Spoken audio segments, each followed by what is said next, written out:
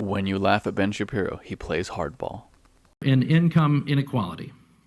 Because it has nothing to do with race and everything to do with culture. And when you have a culture that doesn't... And when... You know what? Explain to me. You explain to me why black kids aren't graduating high school. Explain that one to me.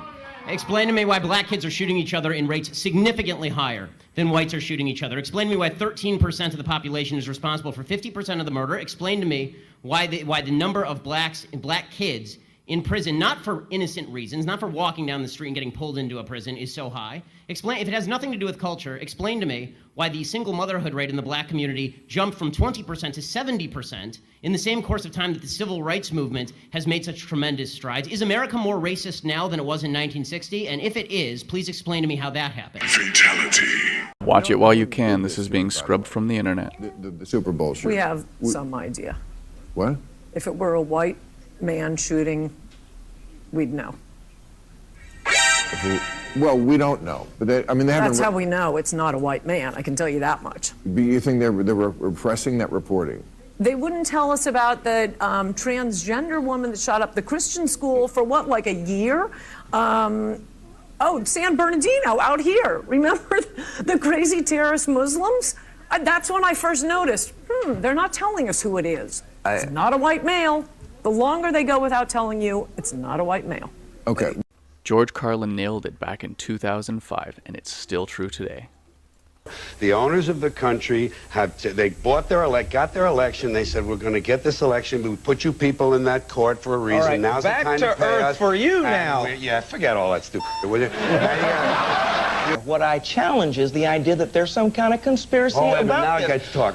We don't. You don't need a formal conspiracy. Right. When interests converge, these people went to the same universities and fraternities. They're on the same boards of directors. They're in the same country clubs. They have like interests. They don't need to call a meeting. They know what's good for them, and they're getting it. And there used to be 7 oil companies. There are now 3. It will soon be 2. The things that matter in this country have been reduced in choice. There are 2 political parties. There are a handful of insurance companies. There are about 6 or 7 information things. But if you want a bagel, there are 23 flavors because you have the illusion. You have the illusion of choice. Right. A U.S. senator attempts to use the white privilege argument on Ben Shapiro. And the issue is that white privilege makes people uncomfortable to talk about the societal privilege that they have.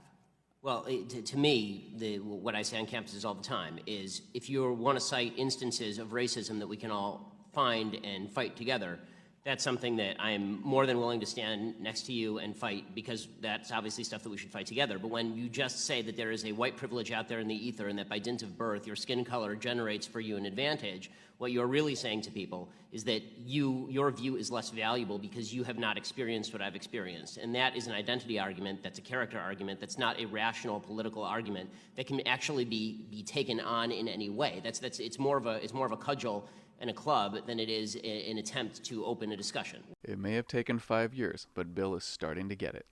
He's been a criminal his whole life. Okay, but we've seen that. Bill, he's a scam artist. He's a con artist. I don't know how I turned into the Trump defender here, but is he a doofus or is he an evil genius? You got to pick one. Okay. The Atlantic put out an article last year, and it was called "Separating Sports by Sex Doesn't Make Sense," right, and talked about how we separate sports like the WNBA just because it's just socialization. This is insane. I agree. Okay. That's why people vote for Trump. Mm-hmm. Because there's stuff like that on the left that people just go, I know Trump's horrible, but separating sports by sex makes perfect sense. Mm-hmm. And if you think it doesn't, you can't leave the country. But that's cutting off your nose to spite your face. Okay. I'm just giving you the answer to the question you're asking all night long. Why do they vote for Donald Trump? It's not always because they like him. No, it's because stuff like that is kookier to them. Candace Owens tells a college student what her family and friends should have told her a long time ago. What do you have to say to the trans students on this campus who feel actively victimized by your presence here? Life's tough. Get a helmet, man. I'm too pregnant for this. George Carlin nailed it yet again. And rights aren't rights if someone can take them away. They're privileges. That's all we've ever had in this country is a bill of temporary privileges. And if you read the news even badly, you know that every year the list gets shorter and shorter and shorter. Every joke has a little truth in it. You be the judge. And I walk like a toddler with a full diaper. Be yourself. And Joe, yourself is old. That's who you are. Old. You're so old, your bad kid with a drug problem is 54. These jokes work because they're true, Bill, not because it's funny and half-truth. In this clip, Matt Walsh calmly dismantles a transgender EMT's argument, and watch the two women's reactions in the background. It's not.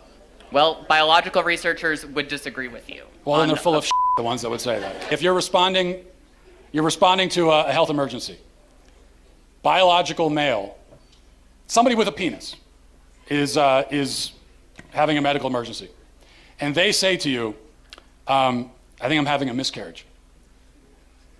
Would you check them to see if they're having a miscarriage? Would you consider that a possibility for them? Look. No. Gotcha, bitch. Actor and comedian Rob Schneider nails it again. You can do it. Okay, let's get that out of the way. Thank you. But the threat is from non-elected plutocrats who run social media empires.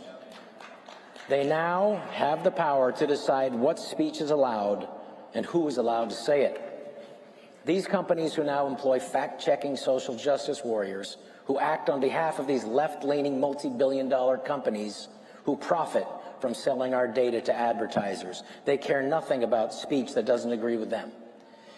They aren't and can never be our moral stewards.